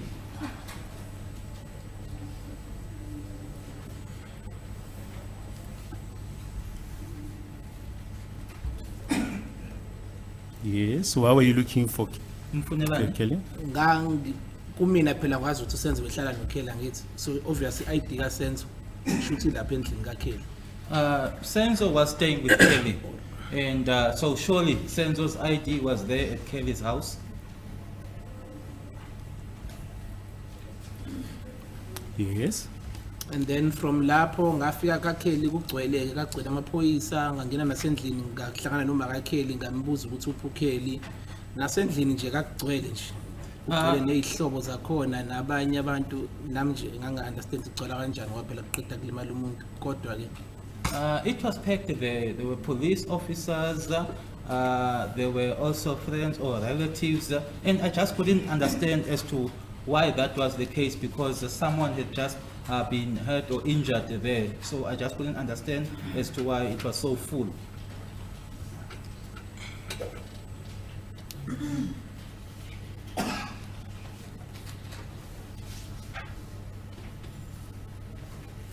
Yes. then uMakakheli washo ukuthi uKelly akekho la mhlawumbe usendlini yakhe. So from lapho ke mina into engayenza ngasuka nabo laba engihamba nabo ngaya police station FFPLUS. There, Kelly's mother told me that Kelly was not there, that she was at their house. And from there, together with the people that I was traveling with, we went to FFPLUS police station.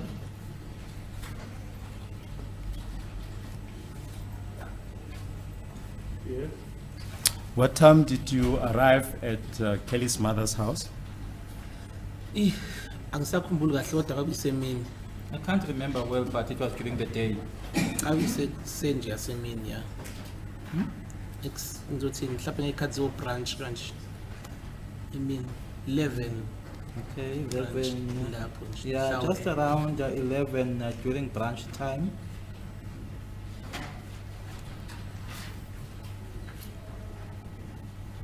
Yes, and what You say you proceeded to Flores police station? Yeah, ngayi Foster's police station where ngafika ngabhala khona statement. where I made a statement. So they went to First Lagos Police Station where I made a statement. What time did you arrive there at Flores police station? Ngasho ukuthi emini njengoba ngisho ukuthi isikhathi at that time singokungishaya kodwa kakuyisemini ngoba nje ngawuhlala mhlambe u 3 to 4 hours khona and isikhathi ngisuka futhi kakusakhanya. I would say during the day, as I say that as regards to time, I am not certain, but it was during the day. I was there for about 3 to 4 hours, but when I left, it was still during the day. It was still light.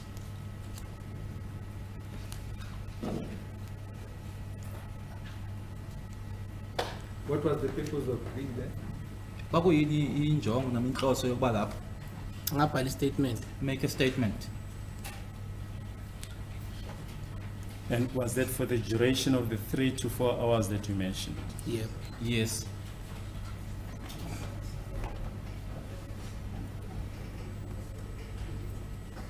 Where did you make the statement from? Usenzela kuphi? Foster's police station. First Lagos Police Station.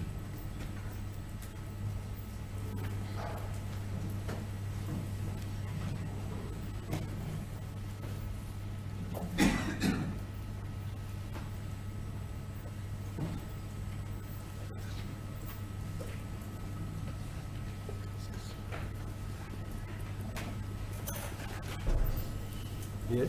And just for record purposes, can you just give the date? What was the date on which you made this statement? Flat 27 October 2014. 27 October 2014.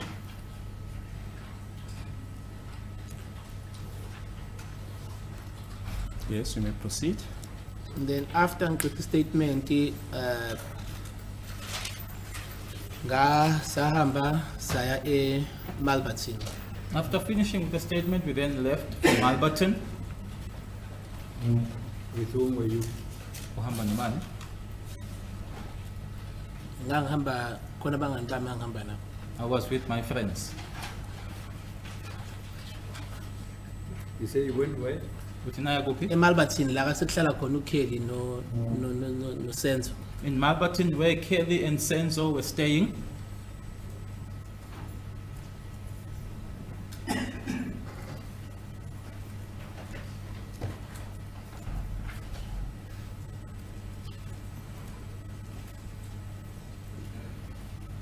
Yes.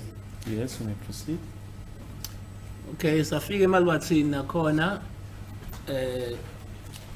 kwakunamaphoyisa ngaphandle kunemedia but ngacela ukudlula Sorry. base bangidlulisa-ke ngase ngiya endlini la ngilokho endlini la kuhlala khona uSenzo nolo. Okay. Arrived at Malberton, there were police, there were media was also there. I then requested to be allowed to go in. They allowed me to go in. I then went into the house where Kelly and Senzo were staying.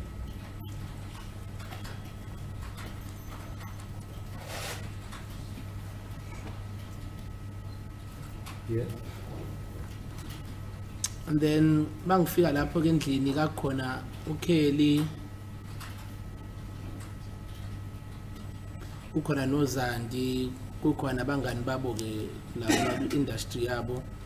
Upon arrival there, Kelly was there, Zandi was there, as well as their friends who are in the industry.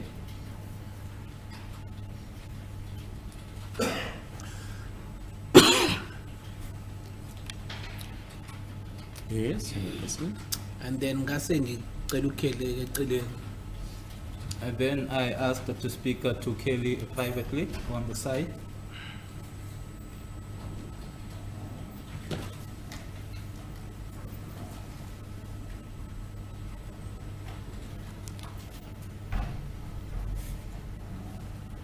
Yes, you may proceed. And then ngase ngiyamtshela ukuthi ngithola i-call la ephuma emndenini wakaSenzo bathe angizobuza indaba ukuthi i-ID yaSenzo ayikho la ngoba bafuna i-ID yaSenzo bafuna ukuqhubeka nomsebenzi kaSenzo ngoba kafana uSenzo ngiyomove from eJemiston a mortuary to a private mortuary, which was a B3 at that time. B3. B3, yeah. I then spoke to Kelly and told her that I just received a call from Senzo's family, and they asked me to come and inquire about Senzo's ID, because they wanted to proceed with Senzo's work. And I also had, or supposed to move Senzo from Germiston mortuary to a private mortuary, B3 at the time.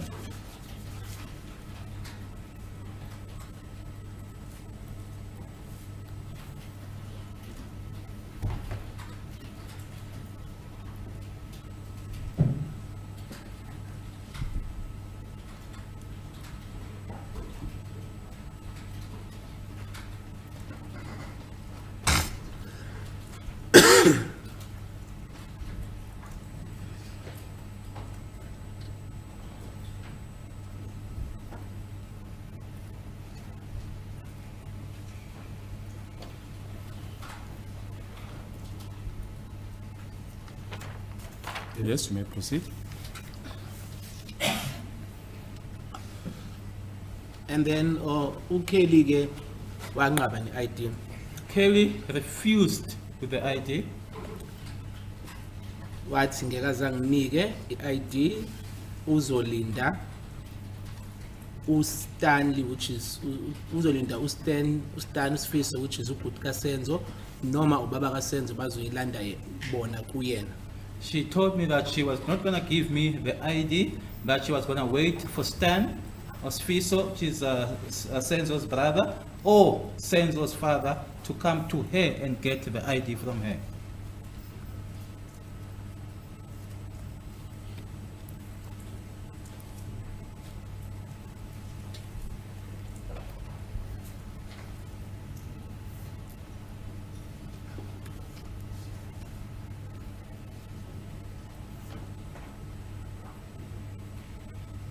Yes. Yes, you may proceed. From there ngayihambela ke nami ngisakhumula uma ngabuyela ekhaya yini uma ngizama, but ngahamba nje ngashiya kanjalo ke yonke into ngathi uzolinda bona ke ngoba uStani I think ngangikhulumile naye wathi uzoza the following day, which was uLesibili. From there, I left. I can't remember whether I went home or where, but I left it as it is, because I had spoken to Stan, and he had informed me that he was going to come the following day, which was the Tuesday.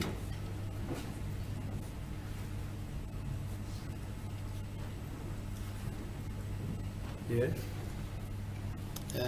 And then on Tuesday ke wafika uStanley ehamba nomunye wabangani bethu futhi uBongani umlangeni umngani wethu waseThekwini, behamba bobabili ngase ngabathatha ngabasa endlini la kakuhlala khona uSenzo noKelly ngoba bengayazi. On Tuesday, Stanley arrived. He was with one of our friends from Durban, Bongani Mlangeni. Mlangeni. I then took them to the house where Kelly and Senzo were staying, because they didn't know the house.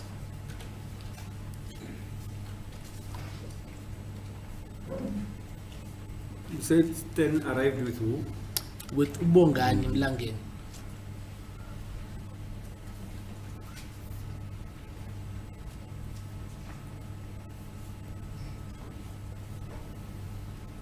Yeah. And just for record purposes, what was the date then on the Tuesday? 28th 28 October October 2014. 2014.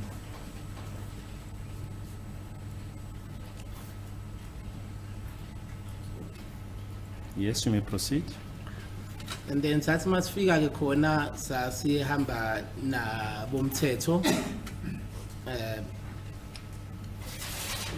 bakhuluma ke bona noKelly, mina ngime ukuthi bakhuluma noKelly kubecela zona ke izinto za ID. I think kuyazi ukuthi uma ukuthi umuntu ushonile kuke kuthathe zonke izinto zakhe kubuyele nazo eThekwini.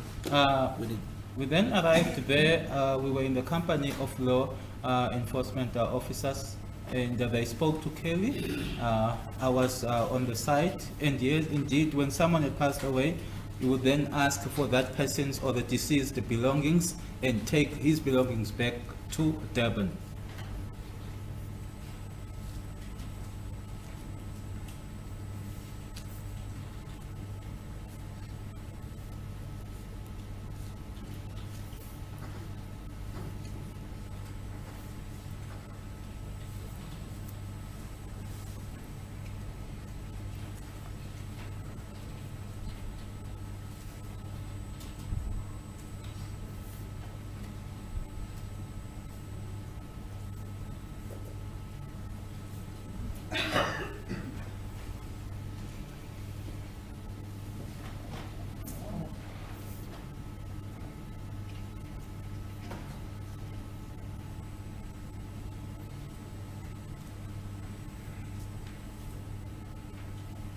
Yes. Yes, we may proceed. Babe ne back and forth ke mayelana nazo lezo zinto bona khumbula ukuthi mina ngangibuye ngikhulume noTumelo futhi ngala ngimtshela naye ukuthi hayi asama uthatha impahla naye isambe. They had a back and forth with regards to those items, and then on the one side, I would be speaking to Tumelo, telling him to take his clothes or to pack his clothes so we can go.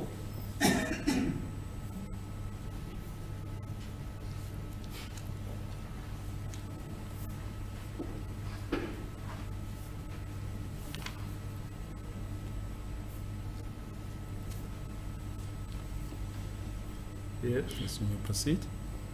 And then uKelly ke wagcine eyidedelile iID wabaniki iID kodwa impahla zasenzo wathi nje nakamhlola usenzo uzomtshela yena ephuphweni ukuthi enze njani ngeimpahla zakhe.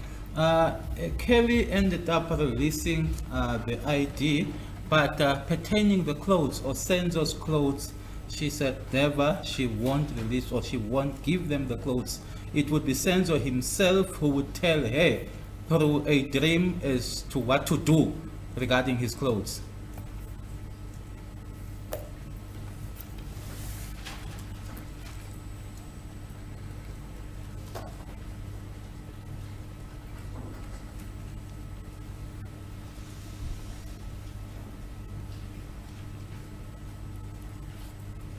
Yes.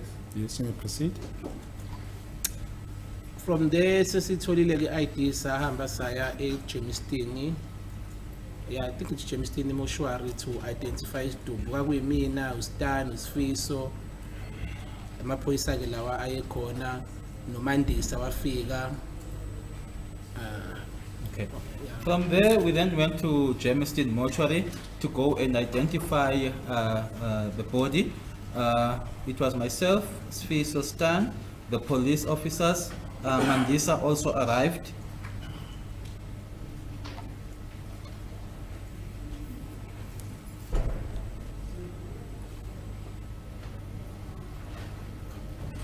You said where? Germiston mortuary, madam.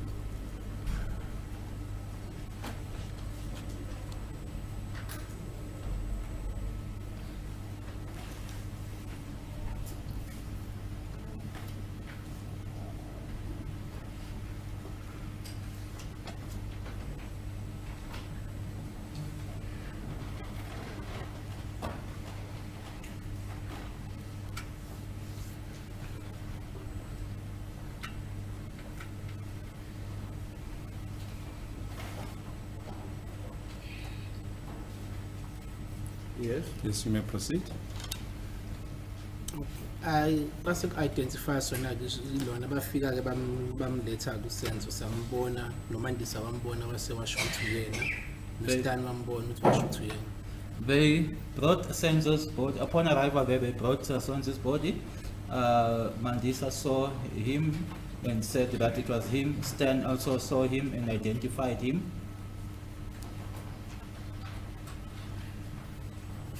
And yourself? When Yeah, when I'm gonna identify. I also identified him, yes.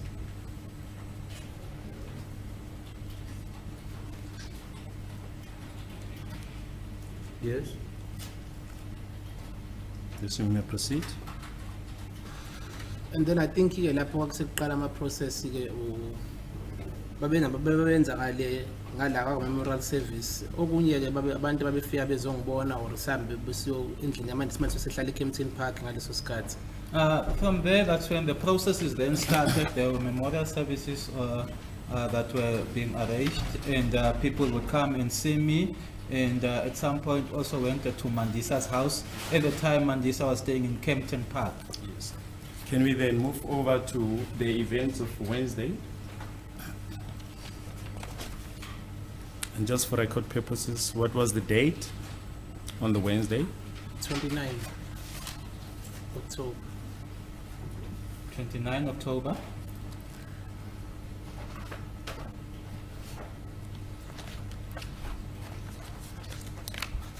Yes, what were the events that unfolded on the 29th of October? Was that for not ID parade? The ID parade. So, Yes, indeed. ID parade, yeah. ID parade, angisakho ukuthi ngalandwa kuphi. The ID parade, I don't know where I was fetched from. But nga-attenda i-ID parade, I think yayise kwa-arrest uzothi babosha umuntu usho njalo. Then basathola ukuba khona i-ID parade, I think yayise GP, if I'm not Okay. mistaken. A person or someone was arrested and then was then told that an ID parade would be held. I think it was in JP, if I'm not mistaken. You say it was on the 9th of October 2014.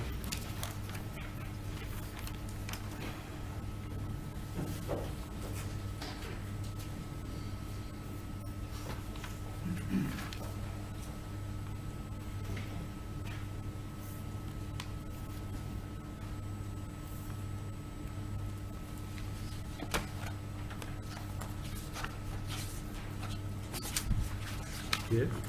Record, please, my lord. We have prepared a bundle of documents that the witness is going to refer to during the course of his proceedings. We've marked them. The last exhibit, my lord, was exhibit O. We've marked them exhibit P. It's a whole bundle. It's exhibit P1 up to exhibit P8.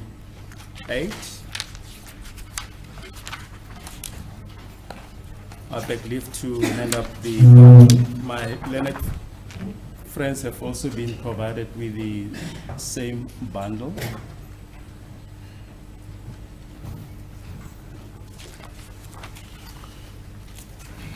Yes. Any objection?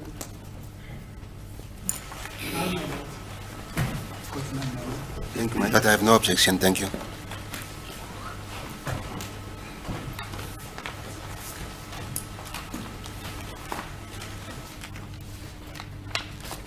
And the witness will soon be dealing with events that relate to exhibit P7, my lord, in the bundle that we've just handed up. Exhibit P7.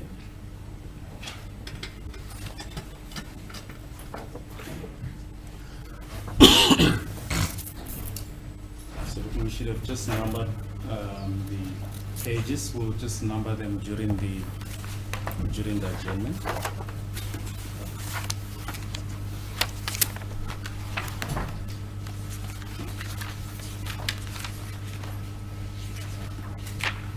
P7 will be the second last document.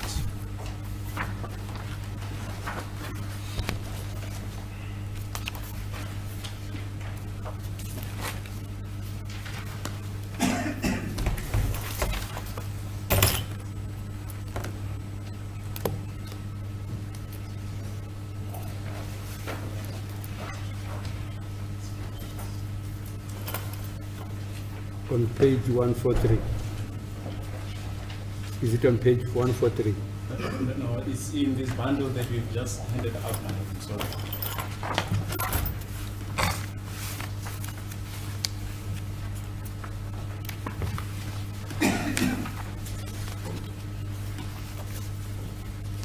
Is it paginated? We will Oh, paginate. I think I found it. It's during the, the adjournment. It's Identification marked parade. A43. okay. Thank you. Yes, you may proceed. You say you attended the identification parade at JP Police Station and you were informed that someone has been arrested. What happened further? Njibe ngisho I don't find the reason of submitting this document. The document referred to as Exhibit P7 was not completed by this witness. Once this witness is testifying, he must testify about incident that unfolded during the identification period. This document can only be submitted and referred to the court when someone who completed this document had testified. As a court, please, my lord, if Marlene friend can just be patient, the witness is just going to testify about the events that unfolded. We just ended up the document as it documents the process, my lord. Yeah, she seems to object to it being handed in through this witness. Yes. By virtue of the fact that this witness had nothing to do with, Yes. with its completion. My lord, nothing really turns on that. The witness will testify from his memory, my lord. So can we put it aside? As a court, please. My lord, can it be handed back to the state because the court is not supposed to have a look at that document? My lord, we're still going to refer, I mentioned that it's a You bundle. don't want it here even if... Thank you, my lord. We Thank you, mentioned ma'am. that it's a bundle, so we're still going to refer to it, my lords. It can remain on the bench. I don't really see what the point of this whole. Yeah, when it becomes, so now she objects, when Yeah. you have ground to end it in, you will. As a court, please. Yes, you may proceed. What happened there, JP Police Station? Angisakubutha ngilanda uba kodwa ngilanda amaphoyisa. I can't remember who fetched me, but it was the police. Saya khona lapha eGP, We went to JP. and then we were all zonke sasifakwe eroomini elilodwa. We were all put in the same room. Nangithi sonke ngisho ngoba kakhona uKelly Khumalo, uZandi Khumalo, uLongwe, Twala, Umelo Madlala, nabantwana babo babili, Christian Metsingo. When I say all of us, I'm referring to Kelly Khumalo, Zandi Khumalo, Longwe, Twala, Tumelo Madlala, the children, Noma kaKelly. Kelly's mother, as well as the children. The children mase kuba khona kakhona umunye usisi ke lapha There was another lady as well. wayehamba no Kelly, ngiyamazi naye through TV kodwa ehamba no Kelly, no ngisazi igama lakhe Lidwaba or something. Who Lidwaba. was with Kelly. I know her through TV, but she was with Kelly. She is Lidwaba.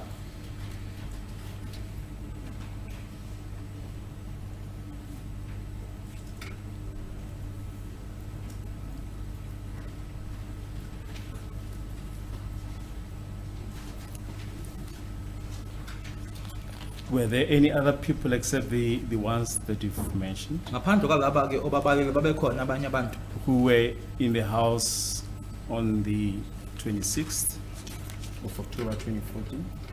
ababesendlini nge-26 zika-October 2014. Sasisonke sasisendlini nje bengisho ukuthi kakhona nalo sisi lo ngimshoyo owumngani kaKelly. All of us were in the house. As I'm saying that, we also had this lady who was Kelly's friend. Yes. Yes, you may proceed. And then bafika ke basbrief abasitshela ukuthi kune ID parade la ezokwenzakala, and abantu bazobe bebaningi bemile sithatha isikhathi sethu ukuthi sibabuke makuukuthi khona ombonayo ukuthi wayekhona lapha endlini. Okay, Bambela Poke. They then came in, they briefed us and told us that an ID parade will be held and that there would be many people lined up there, and that we should take our time and look through them. And if it is that there is someone that we see that was in the house, Yebo? Yeah, and then base basho ukuthi sizowabona ngawani umuntu ahamba ayikwelinye room if I'm not mistaken or aphuma ahambe ngisakhumbula kahle kodwa kusibuyelanga kulona. They then told us that we would see them one at a time, and then thereafter we would go to a certain room. In other words, we would not be going back to the room that we were in.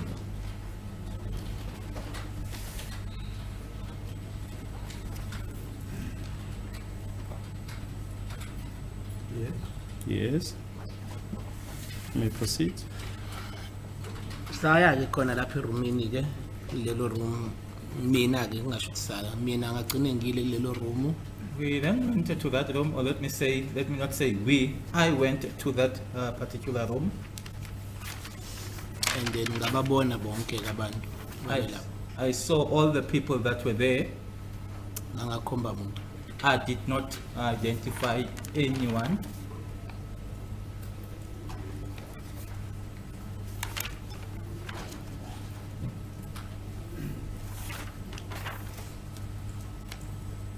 Thank you. And from in the room where you were before you attended the identification parade, were you able to see the venue where the parade was held? Kule angithi kulalelo room le othi nanihlezi kulona nonke. La nanihlezi khona nonke ke. La ivenue noma indawo leya la iparade ayizoba khona yayibonakala kulelo room le nanihlezi kulona. Cha. No. ngibonana. You say you didn't point out anyone. What happened thereafter? Uthi ke awuzange ukhombe umuntu kwase kwenzakalani ke emuva kwalokho. Ngagodukiswa. I was taken home. Yes, but you mentioned that you were not going to go back to the original room. Where were you taken to after attending the identification parade? Ushilo ukuthi naningazobuyisela ke kuleya room leya enanikade nihlezi kulona nonke ke. Emuva kokuthi ke usungenile kuleya room lapha kwakume abantu khona ke awakhomba umuntu wakhishwa khona wasiwa kuphi. Ish noma ngasakhumbuli kahle ukuthi ngayisa kwelinye room uqala but ngiyakhumbula sesimile nangaphandle kwe-entrance yakhona lapha. Although I can't remember. Ngisakhumbuli kahle lapho but ngiyakhumbula nje ukuthi saphuma ngangena ngala ngawuphuma ngale. Then after some time ngagodukiswa ngacela ukugoduka. Although I can't remember properly as to whether I was taken to another room, but I know that we were standing there, the entrance of the police station, and I also know that we would just get out of that room to the other side. And at some time or at some point, I requested to be taken home.